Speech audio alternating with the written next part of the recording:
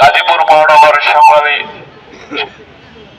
স্বেচ্ছাসেবকের নেতা শফিক ভাই আয়োজিত বেগম খালেদা জিয়ার আত্মার মাগফিরাতের কামনায় দোয়া মাহফিলে সম্মানিত উপস্থিত আছেন স্বেচ্ছাসেবক নেতা শফিক ভাই, উপস্থিত আছেন গাজীপুর সদর থানা ছাত্রদলের সাবেক যুগ্ম আহ্বায়ক রাজু, আর উপস্থিত আছেন গাজীপুর মহানগর সংগ্রামী যুগ্ম সাধারণ সম্পাদক ইঞ্জিনিয়ার আরিফ, উপস্থিত আছেন গাজীপুর মহানগর বাসন থানার যুগ্ম আহ্বায়ক আবু সুফিয়ান এবং মঞ্চের সামনে সকল ভাই বোনেরা, সবাইকে আমার সালাম, আসসালামু আলাইকুম ওয়া রাহমাতুল্লাহ।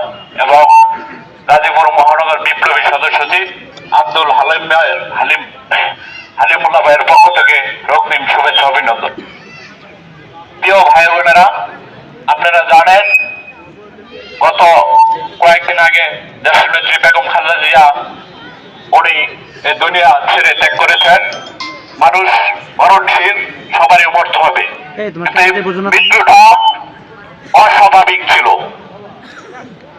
গত স্বৈরাচার সরকার তাকে মিথ্যে মামলা দিয়ে জেলখানা প্রেরণ করে, জেলখানায় মেডিসিনের মাধ্যম দিয়ে এবং টর্চার করে তাকে মৃত্যু ঘটিয়েছে। তাই এই মৃত্যুটি অস্বাভাবিক, স্বাভাবিক নয়। তিনবারের প্রধানমন্ত্রী উনি আমাদের দুইবার গণতন্ত্র ফিরিয়ে দিয়েছে।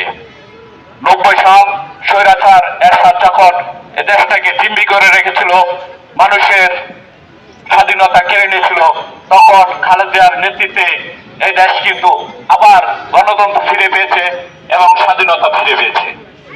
আবার যখন 2008 সালে সেই নির্বাচনের মাধ্যম দিয়ে এই স্বৈরাচার সরকার যখন সরকার গঠন ঘটিয়েছে, আবার দীর্ঘ 17টি বছর আপনার এই দেশটাকে আবার জিম্মি করে রেখে গেছিল এবং স্বাধীনতাকে কেড়ে নিয়েছিল। ঠিক তখন আমাদের নেতৃত্বে এই দেশকে আবার গণতন্ত্র ফিরিয়ে এনেছে এবং উনি আপোষ করেনি এই দেশ বিরোধীদের জন্য, গণতন্ত্রের জন্য এবং এদেশের সাধারণ মানুষের জন্য উনি আপোষ করেনি বিদায় আজকে তার মৃত্যু ঘটিয়েছে স্বৈরাচার সরকার।